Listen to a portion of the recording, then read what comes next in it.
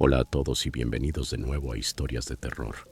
Sé que muchos de ustedes utilizan estos episodios para quedarse dormidos, así que, antes de que se entreguen al sueño, me encantaría que dejaran un comentario diciéndome desde dónde están escuchando en el mundo. Además, no olviden darle me gusta y suscribirse si están disfrutando de los episodios. Gracias por estar aquí.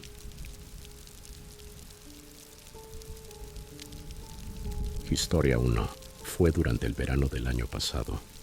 Yo era una estudiante universitaria sin dinero. Mis padres estaban dispuestos a ayudar con los gastos de la carrera, pero mi universidad se encontraba en una zona urbana bastante costosa. Aunque gran parte de mi matrícula estaba cubierta, me resultaba muy difícil mantenerme. Los gastos de vida, la comida, la ropa y los servicios eran excesivamente caros. Trabajaba muchas horas como barista en una cafetería local, pero eso empezaba a afectar negativamente mis estudios. Estudiaba biotecnología, una carrera muy exigente y competitiva en mi universidad. Las clases eran complejas y consumían muchísimo tiempo. A veces pasaba varios días seguidos sin dormir, tratando de equilibrar el estudio, las clases y el trabajo. Pero alguien tenía que pagar el pase de autobús y las compras del supermercado. No quería poner en riesgo mis calificaciones ni mis oportunidades futuras solo por la necesidad de dinero en el presente. Lo peor de todo era que apenas tenía vida social. Con los exámenes parciales a la vuelta de la esquina y los finales pocas semanas después, salir con amigos o simplemente divertirme no era una opción. Necesitaba encontrar una forma de ganar dinero rápido, y si era posible desde la comodidad de mi dormitorio, mucho mejor. Pensé inmediatamente en trabajos por internet, pero la mayoría no parecían confiables. Requerían poco tiempo, sí, pero también pagaban casi nada. Consulté con una amiga que estaba en un curso superior y me sugirió algunas ideas. Al principio consideramos la posibilidad de conseguir un sugar daddy, pero eso implicaba conocer a hombres mayores y extraños en persona, algo que me incomodaba bastante. Fue entonces cuando mi amiga me propuso vender fotos algo más atrevidas por internet. Según ella, muchas personas que conocía lo habían hecho más de una vez. No era necesario mostrar la cara ni demasiado del cuerpo. La gente pagaba cifras absurdas incluso por fotos ligeramente sugestivas. Justo mi compañera de cuarto se había mudado con su novio, así que tenía el cuarto completamente para mí.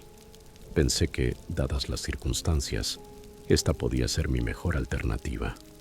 Así que sin pensarlo demasiado me registré como creadora en OnlyFans. OnlyFans parecía ser la plataforma más confiable y conocida para ese tipo de contenido.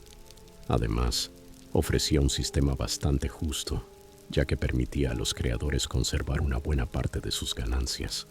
De hecho, casi todas las chicas del campus ya tenían el enlace en la biografía de su Instagram, así que pensé, ¿qué podría perder? Empezar fue mucho más sencillo de lo que imaginé. Era joven y consideraba que tenía un cuerpo decente. Ahorré un poco y compré un aro de luz barato pero funcional en Amazon. Además, la cámara de mi teléfono era lo suficientemente buena para lo que necesitaba. Comencé tomando una foto de perfil. No se veía nada por encima de la barbilla. Solo era una imagen mía, posando de forma coqueta con ropa interior. Luego pagué una promoción a una cuenta bastante grande en Twitter para que publicaran mi perfil de OnlyFans. Sorprendentemente funcionó. Ya había conseguido varios suscriptores y seguidores. No es que estuviera en el top 10, pero con lo que había invertido en la luz y la promoción, recuperé todo el dinero en pocos días. Incluso me tomé la semana siguiente libre del trabajo. Después terminé extendiendo esa pausa porque quería estudiar para los parciales, y OnlyFans hasta el momento estaba cubriendo todos mis gastos sin problemas. Mi audiencia estaba compuesta en su mayoría por hombres, tanto jóvenes como mayores. Pero un día, mientras respondía mensajes de algunos suscriptores, noté una solicitud de mensaje directo con un pago inusualmente alto. Claro, muchos de esos tipos tenían sus propias preferencias raras y pagaban sumas sorprendentes solo por ver, por ejemplo, fotos de mis pies. Pero esto era aún más extraño. Un usuario llamado John Doe me ofrecía $100 por una simple foto mía sonriendo. Al principio creí que se había equivocado y había puesto un cero de más, así que le escribí para que corrigiera el monto. Pero me respondió diciendo que no, que hablaba en serio. Quería una foto mía sonriendo y pagaría esa cantidad. Sin pensarlo más, me tomé una selfie sonriente y se la envié. Él pagó la suma completa. Seguimos escribiéndonos por un rato. Después me pidió un video de mi cuerpo completo, desde el cuello hacia abajo. Me pagó $50 por ello. También quiso una foto de mis manos y tras enviarle la imagen volvió a pagar una cantidad exagerada. Después de estos pedidos algo extraños pero inofensivos, sus mensajes comenzaron a cambiar de tono. Empezó con preguntas personales como cuántos años tenía, si estaba soltera, y luego pasaron a ser más inquietantes. Cuántas parejas había tenido, si vivía con alguien, si estaba sexualmente activa. Me incomodó mucho, pero traté de no ser grosera. Al fin y al cabo, era un cliente que dejaba buenas propinas. Pero cuando llegó al punto de preguntarme si tenía enfermedades de transmisión sexual, me sentí realmente perturbada y decidí cortar la conversación. Cerré el chat y seguí con mi noche, sin darle mayor importancia. Pensé que era simplemente otro de los tantos tipos raros que uno puede encontrar en internet. Al día siguiente regresé a casa después de clases. El autobús se retrasó un poco, así que también llegué más tarde de lo habitual. Encendí mi laptop para comenzar con lo que ya se había convertido en mi trabajo nocturno y noté que tenía varios mensajes sin leer en OnlyFans. Todos eran de John Doe, el mismo hombre extraño de la noche anterior. Dudé un poco antes de abrirlos, pero finalmente lo hice. Eran una serie de mensajes desquiciados, escritos de forma frenética. Al principio me ofrecía sumas enormes de dinero solo por hablar con él, pero rápidamente el tono cambió y se volvió agresivo. Me amenazaba, decía que me iba a buscar y que me haría daño solo porque lo había ignorado. Ahí fue cuando decidí que ya había tenido suficiente. Reporté su perfil a OnlyFans y lo bloqueé de inmediato. Ninguna cantidad de dinero justificaba ese tipo de atención, así que cerré la computadora y traté de olvidarme del asunto. No volví a saber nada más de John Doe durante los días siguientes. Todo volvió a una relativa normalidad, hasta que una tarde, alrededor de las 4 de la tarde, algo extraño ocurrió. Estaba en mi apartamento, en la cocina, y decidí salir al balcón a tomar un poco de aire fresco. Mientras observaba el paisaje, noté que uno de mis vecinos estaba en su balcón. Eso en sí no era raro, pero el hombre, un señor mayor, estaba mirando fijamente hacia mi edificio, con una expresión ansiosa e intensa. Le saludé con la mano en un gesto amigable, pero no obtuve ninguna respuesta. Qué raro, pensé. Pero la situación se volvió aún más inquietante cuando el hombre sacó unos binoculares y comenzó a escanear todo el edificio, piso por piso. Me puse muy nerviosa. Era como si estuviera buscando a alguien. Podría ser a mí. ¿Por qué alguien me estaría espiando? Regresé al interior de mi apartamento tratando de sacarme esa inquietud de la cabeza, pero entonces me golpeó un pensamiento escalofriante. ¿Y si ese hombre era John Doe? ¿Y si el tipo raro de OnlyFans vivía justo frente a mí?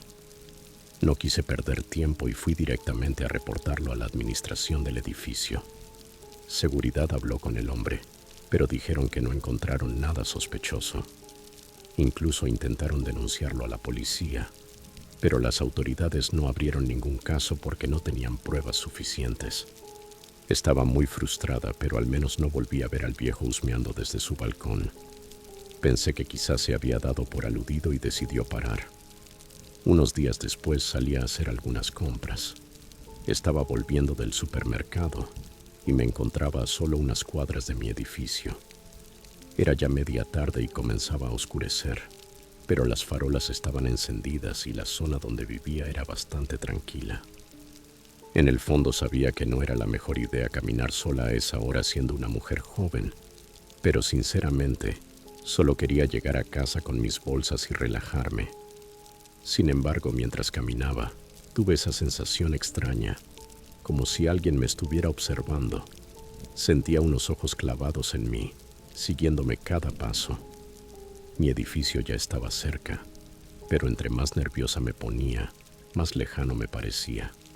Miré disimuladamente a mi alrededor, intentando no parecer paranoica, y ahí lo vi.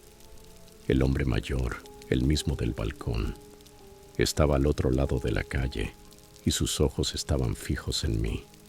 No lo podía creer. De nuevo él.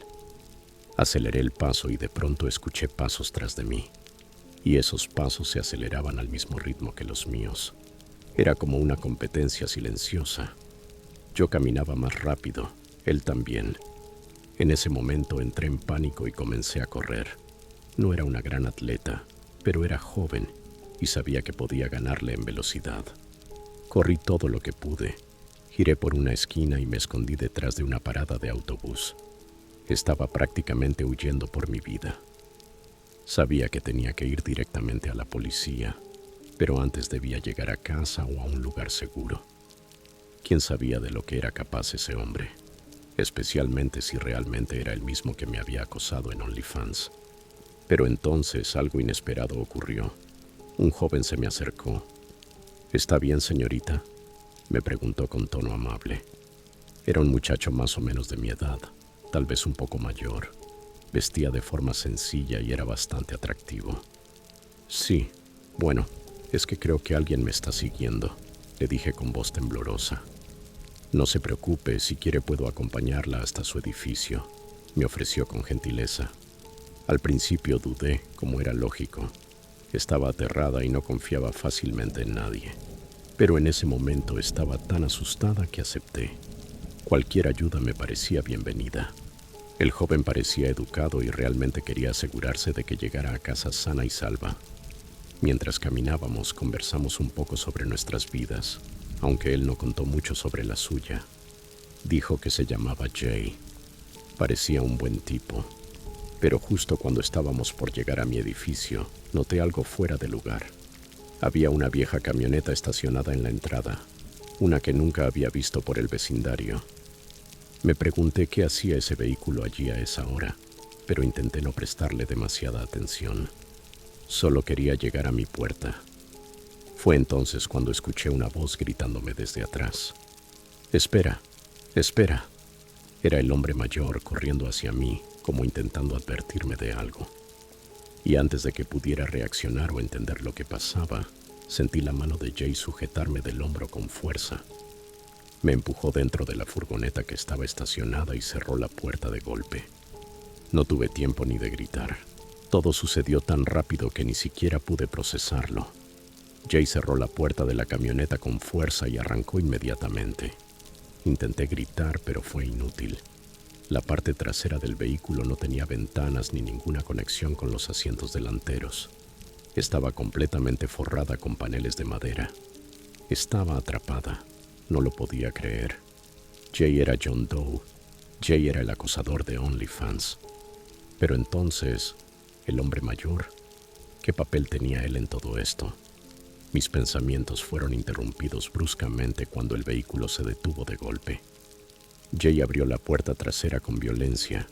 Su mirada ya no era la misma que cuando me había ofrecido ayuda en la calle. Tenía una expresión desquiciada, como si se hubiera transformado en otra persona completamente distinta. Me sacó de la camioneta a la fuerza. Me tapó la boca con cinta adhesiva. Me vendó los ojos y me arrastró dentro de un edificio. Era alto, fuerte, y yo, en cambio, no tenía la fuerza suficiente para resistirme. No sabía dónde estaba, y el terror me invadía por completo. Me dejó encerrada en lo que parecía un sótano. Allí comenzó a decirme todas las cosas horribles que pensaba hacerme. Me culpaba por haberlo ignorado en OnlyFans. Después se alejó, y yo me quedé allí sola. No sé cuánto tiempo pasó. Tal vez solo fueron unos minutos, pero se sintieron como horas eternas. Perdí toda esperanza. Era así como iba a terminar mi vida. Después de tanto esfuerzo y sacrificio, este sería mi final. Mi mente se llenó de recuerdos. Toda mi vida desfilaba ante mis ojos, pero de pronto escuché sirenas en el exterior. Podía ser la policía, o solo una ambulancia o un camión de bomberos pasando cerca. Poco después se escucharon gritos y golpes en la puerta del lugar. «¡Policía! Tenemos una orden de registro. Salga con las manos en alto, gritaron.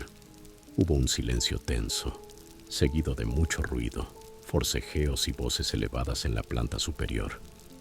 Pasados unos minutos, alguien bajó las escaleras y me quitó la venda y la cinta de la boca. Era un agente de policía. El oficial me ayudó a salir de aquel lugar. Me llevaron directamente a la comisaría, donde me hicieron varias preguntas sobre Jay. Les conté todo, desde que lo conocí en OnlyFans hasta los mensajes perturbadores y el momento en que me ofreció acompañarme a casa.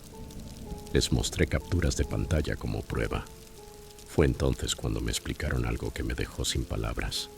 Jay padecía de problemas mentales y había estado internado en un centro psiquiátrico, pero de alguna manera había sido liberado. Les pregunté cómo fue que lograron encontrarme a tiempo, y lo que dijeron me dejó helada. Resulta que el hombre mayor al que yo había sospechado desde un inicio, en realidad estaba intentando protegerme. Según la policía, Jay había conseguido rastrear mi dirección IP a través de OnlyFans y había descubierto dónde vivía. Lo más inquietante es que vivía relativamente cerca. Las cámaras de seguridad mostraban a Jay observando mi edificio desde su camioneta, analizándome y vigilando mis movimientos. El hombre mayor, que yo creí un acosador, estaba usando los binoculares para vigilar la furgoneta sospechosa.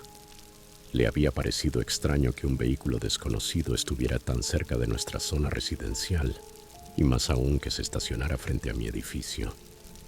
Él había estado siguiéndome esa tarde para asegurarse de que llegara a salvo a casa.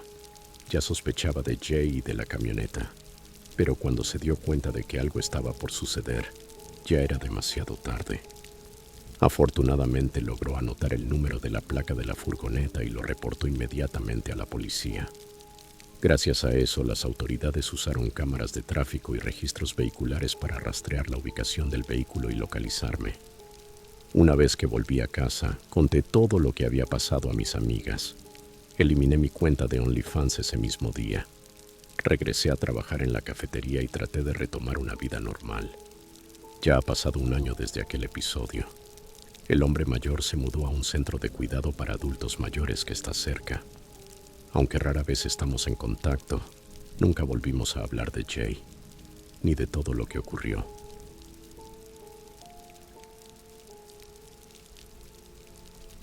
Historia 2. Para dar contexto, tengo 20 años y me llamo Jack, pero la historia de terror que estoy a punto de contarte no me pasó a mí.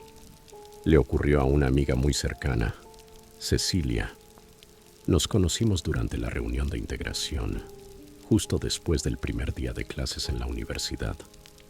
Yo acababa de mudarme desde otra ciudad, emocionado por comenzar en la universidad de mis sueños, obtener la mejor educación posible y lograr un buen título en mi área.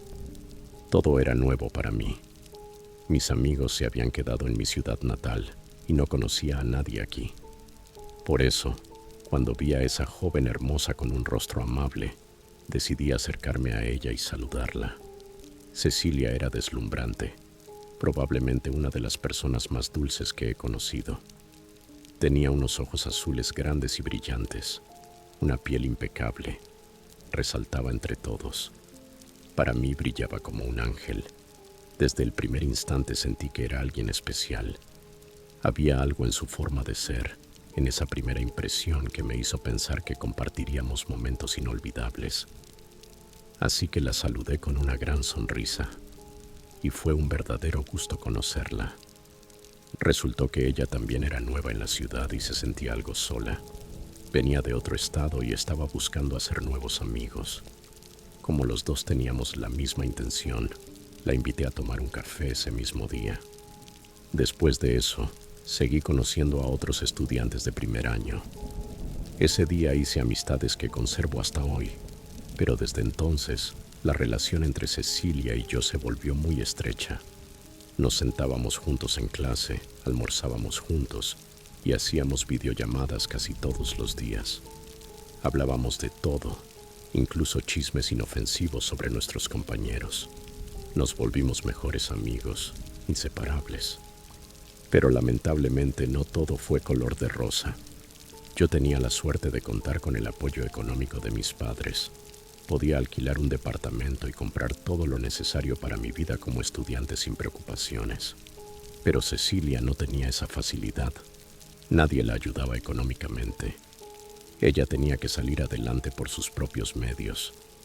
Trabajaba en un McDonald's, en un turno pesado, con jornadas largas y agotadoras. Esa rutina comenzaba a afectar sus estudios y se le hacía cada vez más difícil concentrarse y rendir bien en la universidad. La situación no le estaba funcionando, así que comenzó a buscar otras formas de ganar dinero por internet, algo más flexible. Me pidió consejos o ideas, pero yo no sabía qué decirle. La verdad es que nunca había trabajado en mi vida. ¿Qué podía aconsejarle? Un día Cecilia encontró un sitio web llamado OnlyFans. Era bastante nuevo y muy popular en ese momento. Yo no sabía mucho sobre la plataforma, más allá de que se asociaba con contenido para adultos, y que prácticamente todas las chicas en Twitch o Instagram lo tenían en su biografía. Una noche en una videollamada, me explicó cómo funcionaba. Me dijo que podía ganar cientos o incluso miles de dólares simplemente subiendo fotos en ropa interior. Según ella, los hombres eran tan desesperados que pagaban fortunas por ese tipo de contenido. Me dijo que finalmente podría ser independiente sin tener que matarse trabajando. Aclaró que ni siquiera necesitaba mostrar sus partes íntimas. Bastaba con enfocarse en fetiches simples. Algunos solo querían ver sus manos o sus pies. Estaba asombrada por la posibilidad de ganar tanto dinero con tan poco esfuerzo, y estaba decidida a abrir una cuenta. Desde ese momento traté de advertirle que no era buena idea. Al principio sonaba como el trabajo ideal, dinero fácil, sin horarios ni jefes, pero algo en todo eso parecía demasiado bueno para ser cierto. Le dije que mostrar su rostro y su cuerpo a un montón de desconocidos y pervertidos en internet podía ser peligroso. Nunca sabes cuáles son las verdaderas intenciones de alguien que se esconde detrás de una pantalla. Pero ella no le dio importancia a mis advertencias. Creía que era la solución perfecta a sus problemas. No le molestaba mostrar su cuerpo si eso le traía una recompensa económica. Me costaba creer que estuviera tan desesperada. Tuvimos una pequeña discusión, pero terminé dejándolo pasar. Me di cuenta de que no iba a cambiar de opinión, así que decidí no insistir más. Poco después abrió su cuenta y empezó a publicar fotos. Pasaron unos días y Cecilia me contó que había sido la mejor decisión que había tomado. Me decía que ahora ganaba 3 veces más que en McDonald's y con mucho menos esfuerzo. Por fin podía concentrarse en sus estudios y tenía tiempo libre para descansar.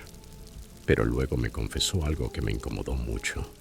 Algunos hombres le habían pagado miles de dólares por fotos completamente desnuda. Yo volví a advertirle que todo esto iba a terminar mal, que algún enfermo podría obsesionarse con ella y hacerle daño. Pero como siempre no me hizo caso. Me molestaba. Sentía que su cuerpo debía ser algo reservado para alguien que realmente la amara, que se preocupara por ella, alguien que estuviera a su lado de verdad. Pero al final del día, era su cuerpo, su vida, y no me correspondía decidir por ella. Durante unas semanas todo pareció volver a la normalidad, hasta que un día ocurrió algo horrible. Normalmente nos encontrábamos cada mañana antes de clase, pero ese día Cecilia no apareció. Me pareció raro. Revisé el teléfono y no había ningún mensaje suyo.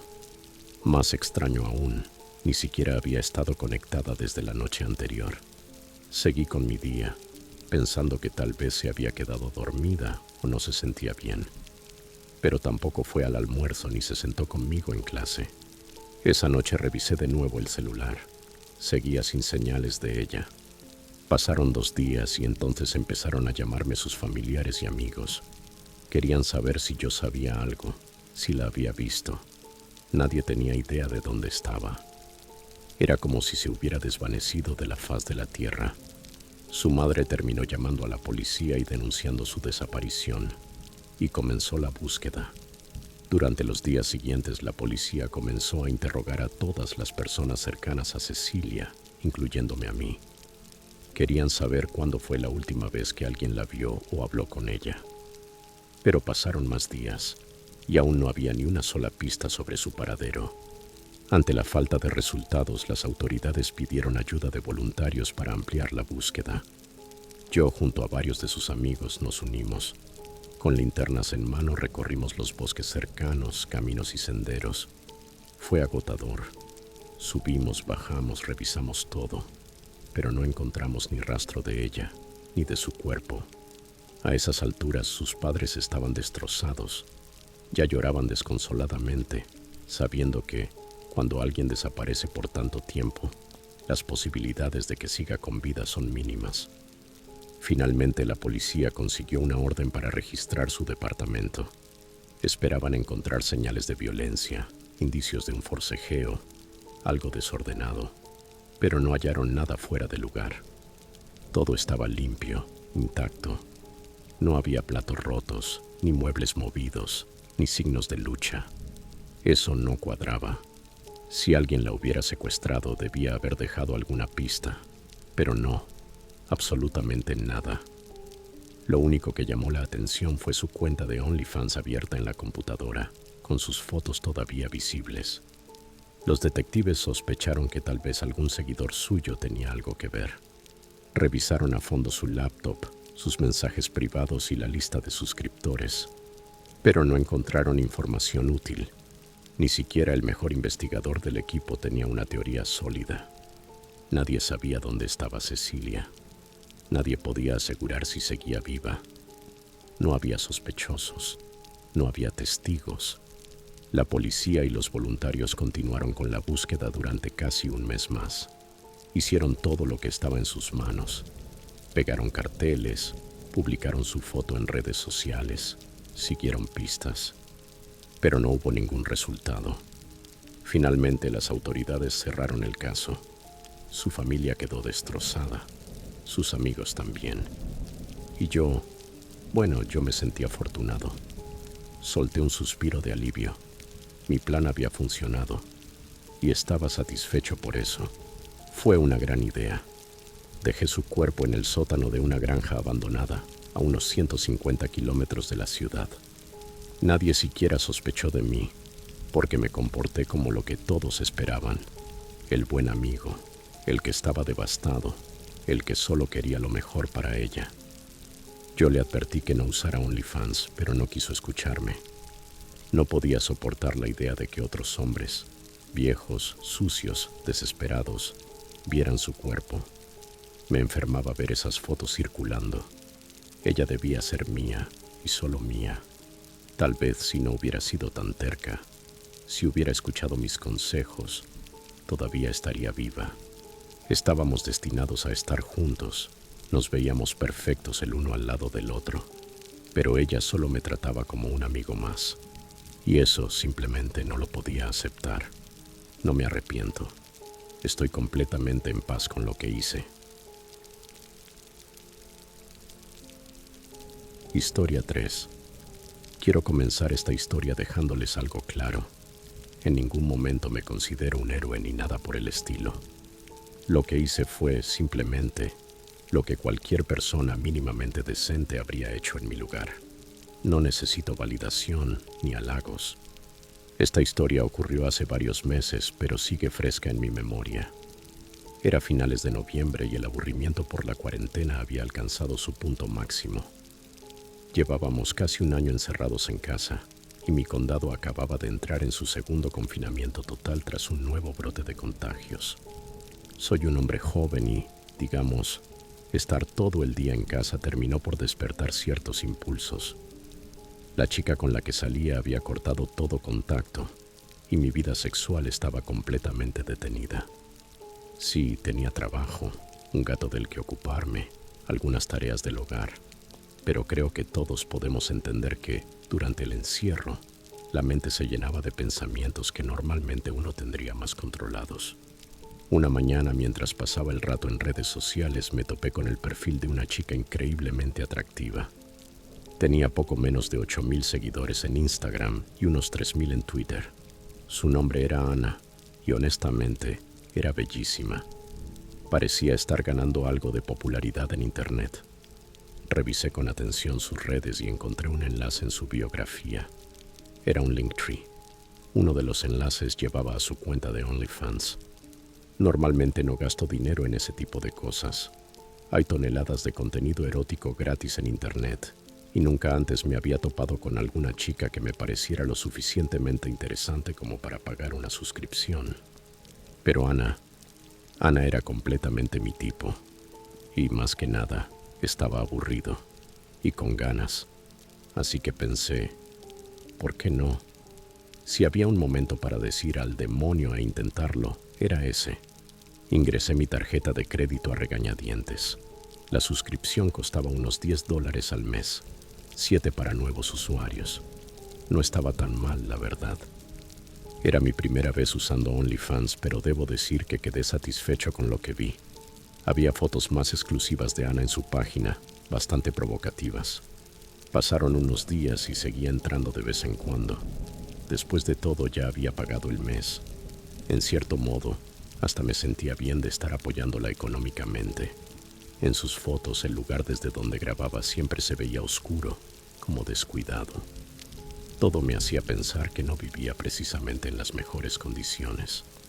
Después de navegar un poco más, descubrí que la plataforma tenía una función para enviar mensajes directos a los creadores, como un chat similar al de Instagram. También permitía hacer solicitudes personalizadas a cambio de propinas. Una noche en la que estaba especialmente aburrido y me sobraban un par de $, decidí enviarle un mensaje. Le dije hola y minutos después recibí una respuesta. Una foto suya haciendo un gesto con 2 dedos cerca de la boca, como si fuera una forma coqueta de saludar. No quise pedirle fotos de inmediato. Intenté tener una pequeña conversación con ella, pero evitaba todas mis preguntas. No me dijo su edad, ni de dónde era. Lo único que contestó fue cómo se sentía. Un simple bien. Fue algo extraño, pero supuse que probablemente tenía cientos de hombres como yo escribiéndole. ¿Por qué yo sería especial? Igualmente hice un par de pedidos de fotos. Algunos costaban unos pocos $, por desbloquear imágenes sugerentes. Tras algunos intercambios decidí cerrar sesión por esa noche, pero antes de hacerlo, me quedé navegando por su página, repasando las imágenes por las que ya había pagado. Y fue entonces cuando algo me llamó la atención. Mientras seguía deslizando hacia arriba en su perfil, me di cuenta de que en varias fotos, Ana hacía gestos con las manos. No eran las típicas señales de paz o poses coquetas. Había algo familiar en ellas. Me detuve, observé más detenidamente, con atención, y entonces lo comprendí. Era lenguaje de señas. Crecí en una familia donde mi hermana menor es sorda, así que desde pequeño aprendí lenguaje de señas americano, ASL. Gracias a eso reconocí los gestos que Ana estaba haciendo en sus fotos. En una imagen levantaba los dedos en una señal muy parecida a una V inclinada. Era la letra H.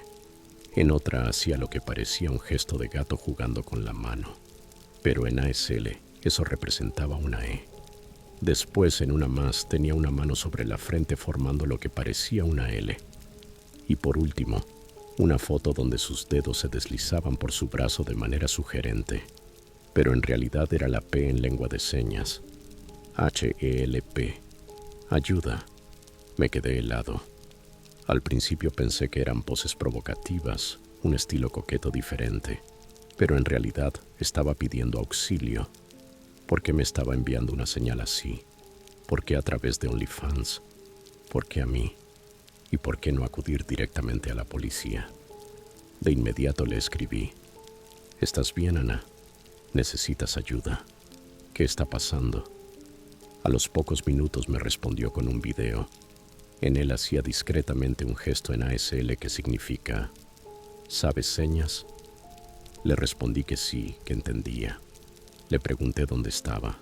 Contestó con otro video en el que señalaba: no sé.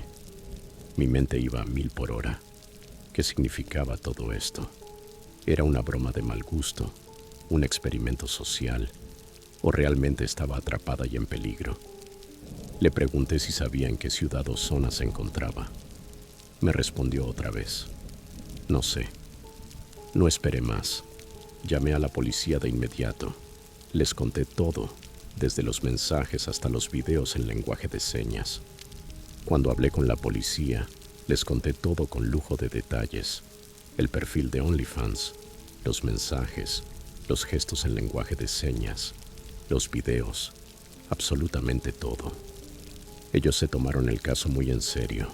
Pronto identificaron a la chica. Su nombre real no era Ana, se llamaba Layla Ronson. Era una estudiante universitaria que llevaba meses desaparecida. La universidad pensaba que había abandonado sus estudios por falta de asistencia, pero la realidad era mucho más oscura. Según descubrieron las autoridades, Layla estaba siendo obligada a crear contenido en OnlyFans contra su voluntad, bajo el nombre falso de Ana. Usaron el enlace de su cuenta para rastrear la dirección IP desde donde se estaban enviando los videos y mensajes. La ubicación coincidía con un complejo residencial de alto nivel, a unas pocas horas de donde yo vivía, pero aún dentro del mismo estado. La policía del área actuó rápidamente. Rastrearon la vivienda y realizaron una intervención. Encontraron a Layla. La rescataron del sótano de una casa donde había estado retenida. También arrestaron a su captor. Los investigadores determinaron que había sido secuestrada desde hacía ya un buen tiempo y forzada a producir material para OnlyFans y otras plataformas desde ese sótano oscuro. El hombre se quedaba con todas las ganancias. Layla era una prisionera, reducida a una fuente de ingresos para su captor. Unos días después recibí una llamada. Era ella, Layla. Me agradeció por haberla ayudado. Me dijo que el hombre la amenazaba constantemente, que si pedía ayuda, si se atrevía siquiera a insinuarlo, él la lastimaría o la mataría. Me confesó que cada vez que grababa, él observaba desde un rincón del sótano, vigilando que no intentara comunicarse con nadie. Fue un milagro que lograra enviarme esos mensajes disfrazados. Desde entonces no he vuelto a hablar con ella. El mismo día que me llamó, borré mi cuenta de OnlyFans. No quería volver a saber nada de esa plataforma, ni de esa experiencia. No es un recuerdo que disfrute tener.